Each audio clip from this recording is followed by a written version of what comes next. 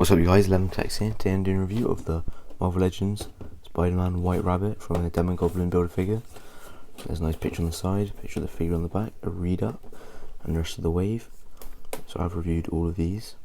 So just got this one, and then this one, and then I'll do the Goblin figure review, and that'll be of this wave, and I'll move on to the Disney Plus wave, so let's get into it. So in terms of accessories, you do get this massive glider for the Goblin Build-A-Figure, which looks really nice. I'll go into more detail for the actual figure review, obviously. But other than that, you're really just getting this umbrella, which does look pretty nice. Nice pink, and then the silver. Looks pretty nice. Not that much detail, but still pretty nice. And then it does have this cool shooting effect on the end, which I do like. And I was worried about this when I saw it, but it is removable, which I really like, because it's nice to be able to just, take that off and just have it like that. And also you can use it as like a bullet hitting effect. So if you put one of these on like a Captain America shield or something, it looks like the bullet's hitting it as well. So I do like that. So yeah, that is a nice accessory.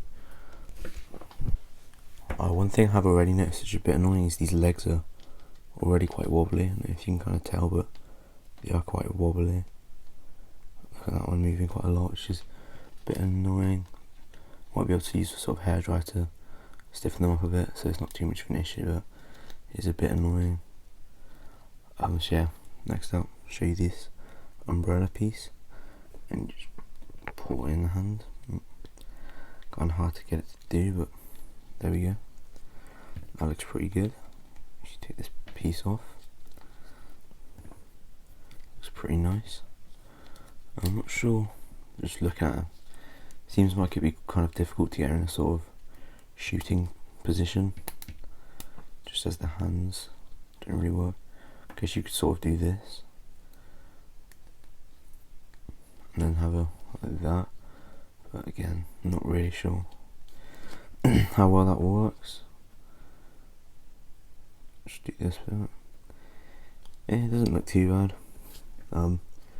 Would have been nice if they sort of made that a little bit easier. Maybe if they give her a wider hand, or one of the hand that angled forward that way, like they do on the other gun wielding heroes and stuff. But it's not too much of an issue. My biggest problems with this figure is, well, like I just said about the hands, but also the just sort of lack of accessories as well. I'm not really sure what else you'd add, but I mean, you get this, and then that's it. You don't get any interchangeable hands, and you just get one sort of accessory. It's not too much of an issue, but with the other ones, I guess we've had to sort of seen the same thing, but I guess it just doesn't feel like as much. But it's not too much of a problem. Okay, so one thing I've just noticed while I was just been holding it around is these legs are very wobbly already, which is a bit annoying. I might be able to fix that with a hairdryer or something. So it may not be too much of an issue if I can sort that, but yeah, it's a bit annoying. So yeah, the umbrella just slots into the hand like that. It would be nice if the hands could point vertically like they do on some of the other gun wielding figures, but it's not too much of an issue. I'm sure you could sort of angle this hand a bit better. Yeah, they must probably I'll probably find a way to do that. Okay, so also just want to mention this bow tie is removable, so if you wanted to use that for another figure or just have her without the bow tie, you can do that. And yeah, that still looks really good. So now for articulation, the head moves back that far, so not very, just because it's all this hair, and then forward that far, but it does look a little bit odd, but not too an issue. And it does swivel all the way around, but sometimes you are going to get hit on those shoulders and the bow tie, so maybe it won't. Oh, it's kind of got stuck in the head. There we go. So yeah, maybe don't try swiveling it all the way around, but you can get a decent range of motion out of it. And the arms go up that far, it's pretty high.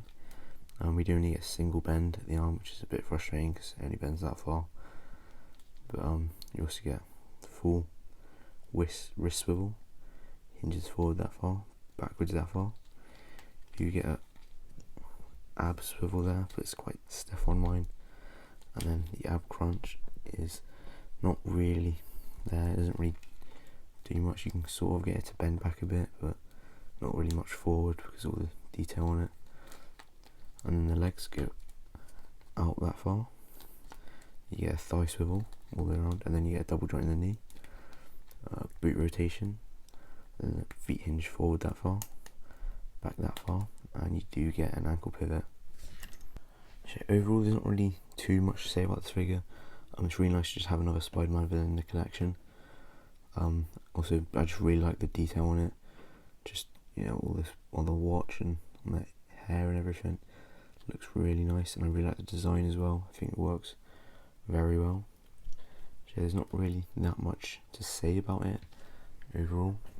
And then did only come with that. So you do only get the umbrella, but it does have this cool removable firing function. And then you do also get this massive piece with it, so I can see why. Also, if you wanted to, you could get her on the glider, but it's obviously not meant for her. But you can, if you want to, get her to stand on it.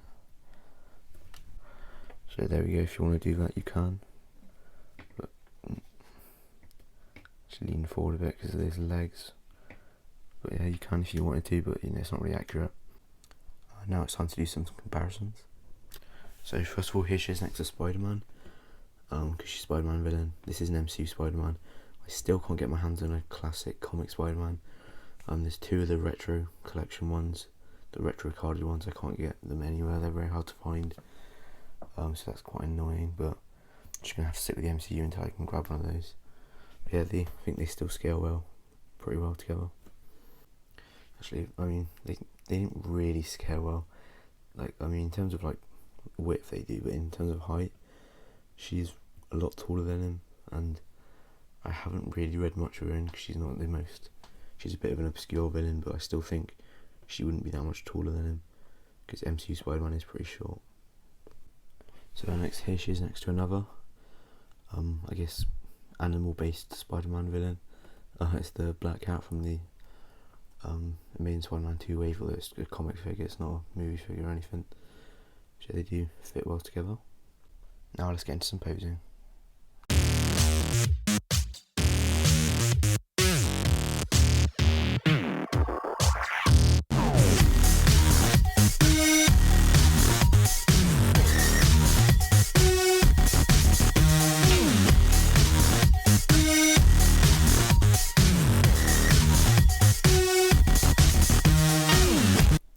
Thank you for watching, and I'll see you in the next video, which will be the Shang-Chi figure. Then I can do the Goblin BAF figure review, and then that'll be the wave done. I can start on the Disney Plus wave. Stay tuned for that. Please like, and importantly, subscribe.